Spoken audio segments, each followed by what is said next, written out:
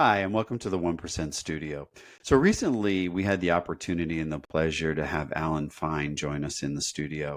Alan Fine is one of the co-creators of the world-renowned Grow Model, as well as a New York Times bestselling author, and is really kind of an industry leader, a titan in the areas of growth, transformation, and human performance. Alan spent about an hour or so with us talking about a variety of things, from how he got into coaching and how the creation of the Grow Model really came to be, as well as a little bit from his books and experiences that he put into the books.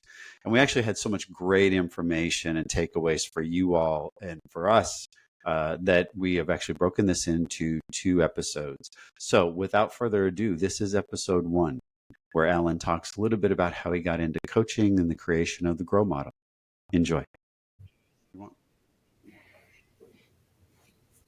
Hello, everyone, and welcome to Lean In Leaders podcast, where we bring you content and resources aimed at helping you evolve from the inside out. Shad, in studio with us today, we have a true trailblazer in the coaching and performance industry. None other than Mr. Alan Fine, co-creator of the world's most famous coaching models or frameworks, which is called Grow. I had the distinct opportunity of meeting Alan about 7 years ago when I was serving in a talent role, a leadership role for an organization. I happened to meet Alan then. We reconnected just a few weeks ago. And Alan, truth be told, I feel like we picked up from where we left off from 7 years ago. It was a great conversation, supernatural. I think it's a testament to just the human that you are and your willingness to share what you know and what you've learned over the years. So thank you for being here with us and welcome. Thank you very much. You are very kind. Thank you. So we're going to give you a proper, the listeners, a proper bio and background of you in a minute. But I have to tell you that what I think Shad and I are most thrilled about is that we've been delivering content for a couple of months now on various platforms through our Lean In Leader brand.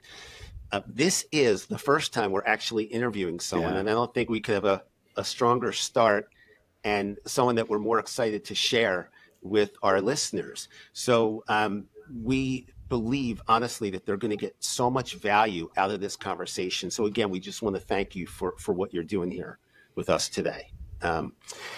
For our listeners and viewers, a little bit about Alan. Alan is considered a pioneer of the modern day coaching movement and is the co-creator of the widely recognized Grow Model. He's an international performance expert, a sought-after keynote speaker, a coach to Fortune 100 business executives, and Alan has dedicated the past 35 years to helping people from all walks of life elevate their performance and unlock their human potential. From the golf course to the boardroom, Alan has worked with many of the world's most respected athletes and organizations and organizational leaders. This includes companies such as Apple, the Federal Reserve, Salesforce, Visa, Kroger, and GE. And I can't say just to name a few, because that was more than a few, but there's even more than that. But that's just a testament to the types of organizations he's worked with. And through his leadership and thought leadership on the nature of performance and the art of coaching for performance improvement, this includes the book, which was published in 2010, called You Already Know How to Be Great. And he's also contributed to numerous research articles and other publications. Originally from Wales, Alan has made his home in Utah. He is the founder and president of Inside Out Development, which is a training company that specializes in workplace coaching. So Alan, where to begin with someone like you? But here's a place that maybe we could start, because that was a lot. You have dedicated, inarguably, a good part of your life's work to the coaching and performance industry, right? How did you get started in this space? You can probably trace it back to when I was when I was a child. So I was severely asthmatic. I was the kid in school. I always had a note not to do the sports, and my brother entered me in my school's tennis tournament, and out of the blue, I found myself in the final. I mean, I played tennis 3 times in my life prior to this. Wow. I got to the final. I was playing against I remember him as the school hormone freak. You know, this is someone who's 6 foot tall, captain of the rugby team, the school jock. And I'm 6'4", 4 love in the lead. And I can remember thinking, gosh, I've only got to win 2 more games and I'll be the school champion. And I never won another game. But I took up tennis with a vengeance because it was the very first time in my life that anybody had taken notice of me for anything.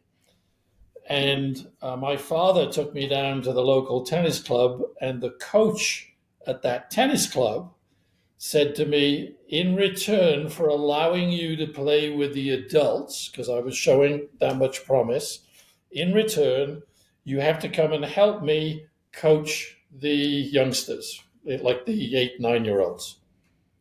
And that was my introduction to coaching. Wow. And one thing led to another. I kind of got adopted by one of our local sports administrators in my early teens, and he would take me to the training of tennis coaches programs. And I was the guinea pig that all these adults were going to experiment on. So I got an early insight into what works and what doesn't in tennis coaching. And then by the time I went to college, I was teaching the game as a way to help pay for my tuition. And I did so much of that. I'm not very proud of this. I got thrown out of college for teaching too much tennis. And that's really how my career began. The only way I had to earn a living was to teach the game. And I did that. And I got fascinated by why some people learn faster than others. Actually, I should say it the other way around. Why do some people struggle to learn and some people struggle to perform under pressure? And that led me into the realms of sports psychology. And that was fascinating for me. And that led me to work outside of tennis. I had some spectacular success early on with some tennis players back in the UK. But they rose up the rankings pretty dramatically, and there's a lot of PR with that. That led me to work in other sports. And some of the executives I would work with in other sports said, rather in tennis and golf in particular, they said, I think this would apply in my organization. Sure. And that was the beginnings of how I got involved in the business world, the organizational world. But the truth of it is, I mean, you make it sound terribly grand when you read my bio about dedicating my life. Really, all I've done is pursue what's fascinated me.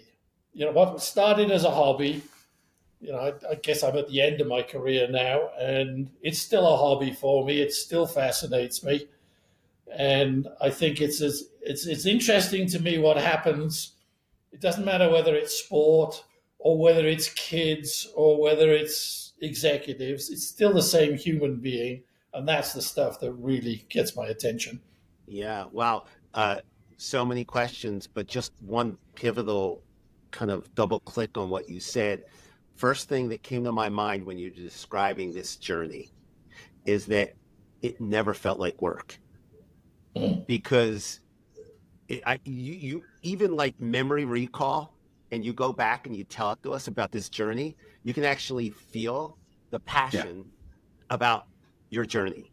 So it's like one of those things, like it never sounds like, don't take this the wrong way. It sounds like you never worked a day because you loved it so much. And isn't that what we all in our industry of performance and coaching and leadership and work psychology, we talk about this idea and this concept of being so passionate about something that it really doesn't feel like work. And you can hear that when you talk about that. Well, of course, there is another angle on it, because if you think back, that moment where I froze on the tennis court, I was paralyzed basically with all the narrative in my mind, and I literally couldn't function.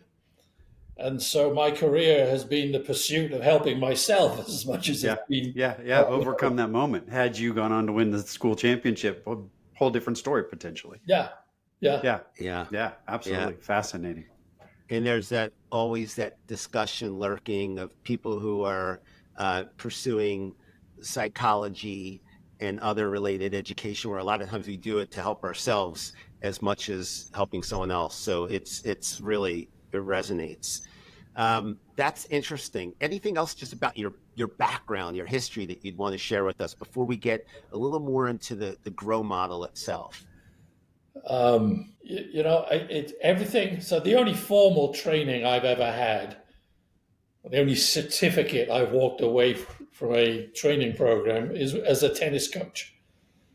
So everything else I've learned has been, how would I say this? Not through formal study. I've read everything I can find. I talk to everybody I can talk to, but it's always as a layman, and I feel like I'm someone who I don't do the original research. I hear about it and look for how do I use that in everyday ways, in ways that I guess my passion is about how do I make this simple enough for people that they can do something with it on an everyday basis. That's a great segue to even kind of what we're trying to accomplish in this content format that we're putting out, is how do we take this information that is, it's not really a science, right? It really is just kind of a way to think about leadership and personal development and personal growth, which, what a great story that you have to kind of how you've gotten there. And how do you break it down into simple nuggets that the common layperson or the first time leader can take and apply that and not have to read the journal articles and the studies and trying to figure out what that means. So that interpretation is great. And I think that's, for us, that's where the translation works really well, is when we can break it down to simple steps and someone can take and apply that. That's where the power happens. That's where the magic really comes. Yeah. I had an old mentor. I'm sure he's back in the UK. So we're talking 40 years ago now, and I'm sure he's passed on by now. But I always remember him saying to me, the dilemma with consultants, expert consultants in their field, is they keep digging deeper and deeper into their field. And there's nothing inherently wrong with that. But eventually they dig the hole so deep, they can't even see the field anymore. Sure. Yeah. That's a great And analogy. I think there's the beginnings of that going on, even in, call it my industry, my favorite industry, the coaching industry. We're in danger of digging so deep and getting into the nuances so much that we're going to forget that it's just day-to-day conversation. Yes. Yes. It's available to everybody.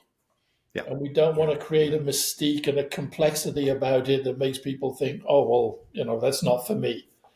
Yeah. Yeah. I kind of think we're there in some regards, and you probably do too, where we've made it so mechanical that it does seem as though, and there is some science behind it, and there's a lot of research behind it in terms of the value optimization, or I should say that the value contribution of coaching. But we can sometimes, I think, just like you talk about your book in different ways, get in our own way, like interference, the way you talk about that in the book. So let me pivot for a little bit about the model. So two things, if you could help our listeners understand better, Alan. One is, there's a lot of people who may be tuning in for the first time, as excited as they are, they may not really even know what the acronym GROW means and stands for. So if you can break that down for us, but then piggyback on that and talk to us a little bit about the evolution or how the model emanated, because we know that, yourself, Sir John Whitmore, as well as Graham Alexander, were all co-creators in the model. So could you tackle those two parts for us around the model itself? So The model itself, first of all, it stands for goals, reality, options, and way forward. And to me, although it's widely known, it's got great traction as a coaching model, for me, that's an application of the model. The model itself just maps something that people do all their lives, which is make decisions.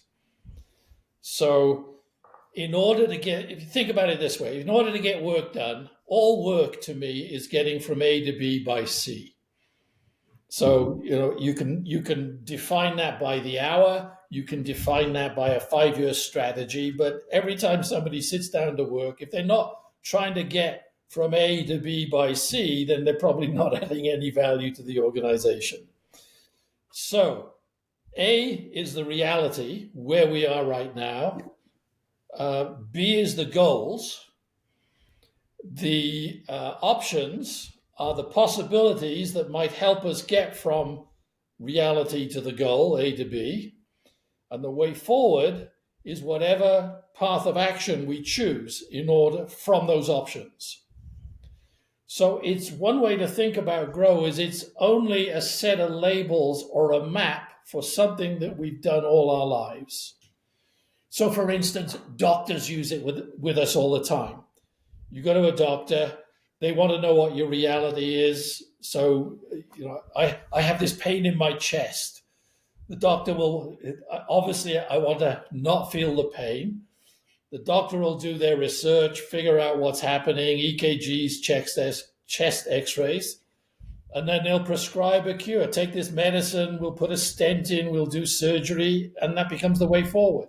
So they're going through goals, reality, options, and way forward. We're all doing that all the time. The value of a map is it helps navigate the territory more easily.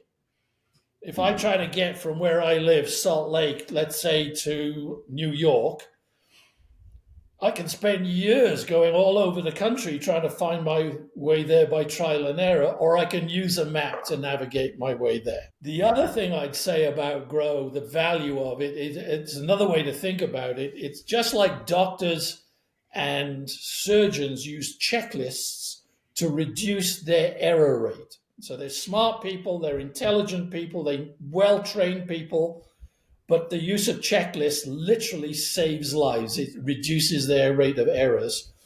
When I look at leaders and managers and parents and coaches, the way we do our work is through communication. And whenever I ask people, have you had a recent conversation that you would like to have a do-over with it? You want to repeat it because it didn't go well. Nobody has ever said no to me. So the GROW model provides a checklist for navigating through conversations. And even though we all converse every day, that doesn't mean we do it well. And it doesn't mean we can't do it better. So it's like guardrails, particularly for those tougher conversations. So that's how I think about GROW. Yeah. And you're right? Like so much of what we do every day, whether you're a leader of an organization, a small team, or just a leader of self, is a lot of times, right? There's different forms of learning. And most of the learning we do as adults, if it's not something new, is like we're on autopilot. No pun intended here with the flight list, but that's true too.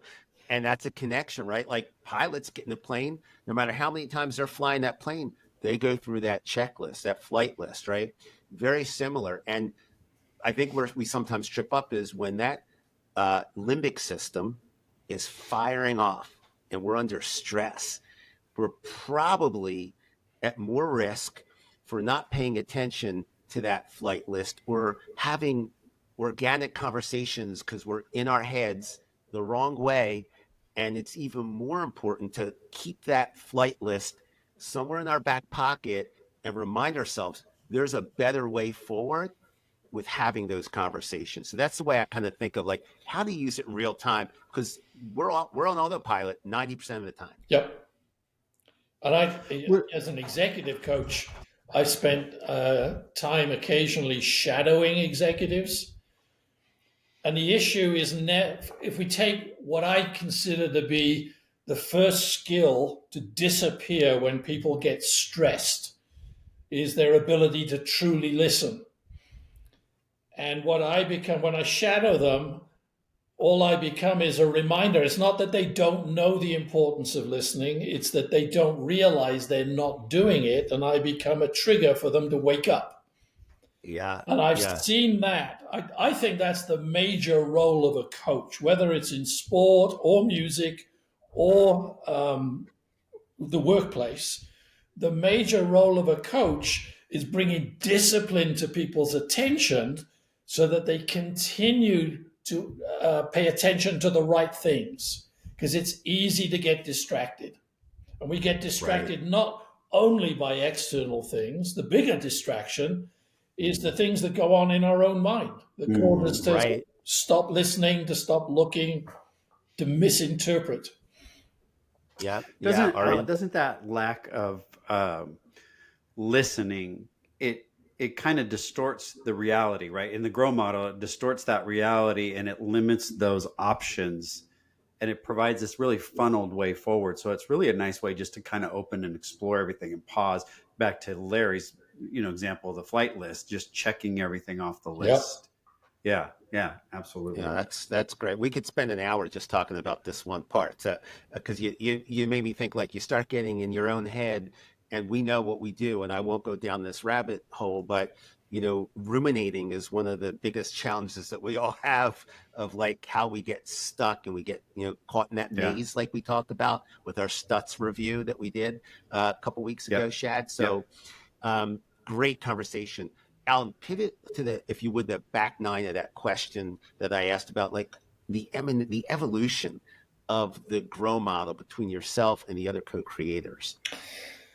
Well, we were working together and we were doing, we were running experiments all the time. And those experiments started in skiing and tennis, and it was based on the work of Timothy Galway and his Inner Game of Tennis and Inner Game of Skiing.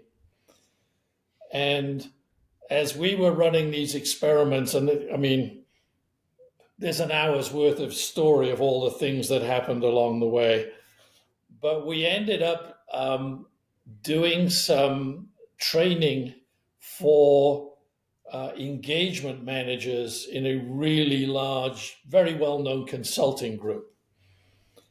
And what we were doing at the time was intuitive for us. We knew how to ask questions. We knew how to pull answers from people, but it was unconscious competence, basically. We could do it with anybody pretty much in any field. So I ended up working, tennis, golf, musicians, dysfunctional children, all kinds of different fields.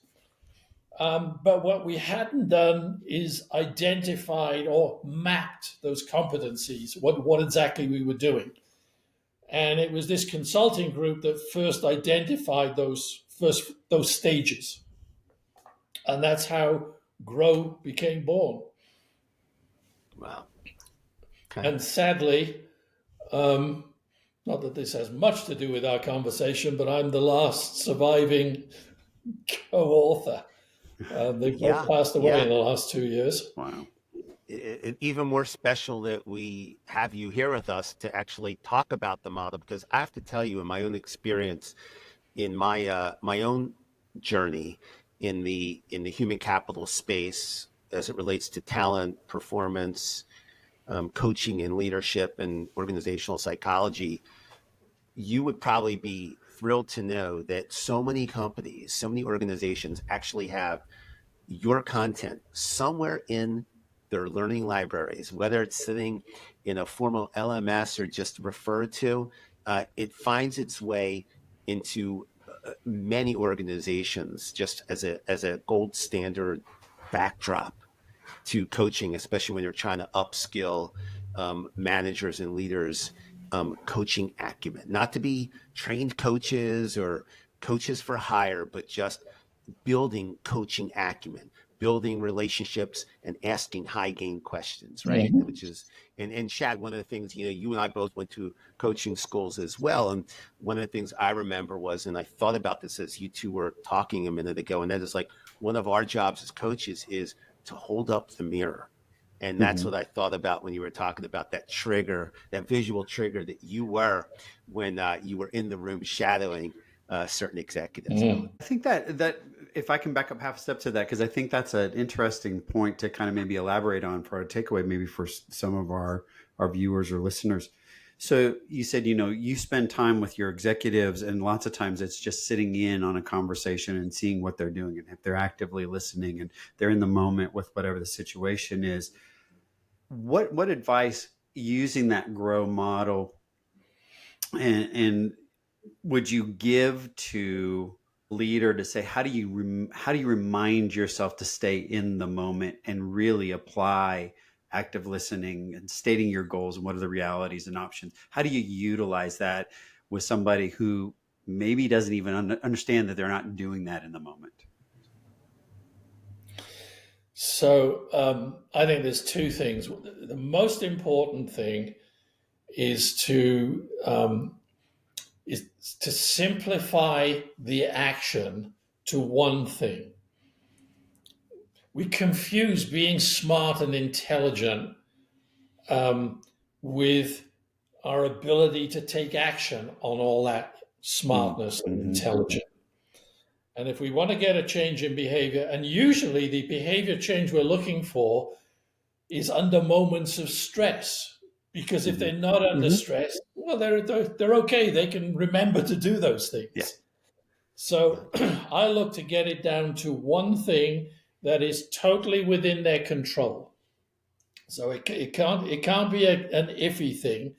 I'll go through a questioning process with them about, and I'll even use this question sometimes: if your child's life depended on you summarizing back to the person you're talking to everything that you hear them say, could you do it? Wow. And it puts a different frame of reference on it. It's like, I don't care whether you do it well or not. I just want you remembering to do it. Yeah. The other thing is we over the years developed just checklists, simple checklists for the model for its use in different situations. And we put them on little cards. And I encourage people, in fact, I'm frequently asked, how do I remember what the appropriate questions are if I want to use this model in a conversation? And just as an aside, I'd say you're going to use the model anyway. That's not a choice. The choice is, are you systematically using it? Yeah. Sure. Because you're going to go through those 4 stages. Right. But what I end up saying to them is, well, just read the damn card. Yeah. Have it there, share Sure. it with whoever you're discussing it with, and then just read it off. Nobody is going to say to you, Mr. Leader, you are so good at what you do. Please don't ever try to be better. Don't use any tool. Sure. Nobody's going to say that. Yeah. Yeah. I think that's great. So simplicity, and then use a checklist. You've heard me say, if pilots and surgeons can use checklists, then we can certainly do it. We should. Yes, absolutely. Yeah.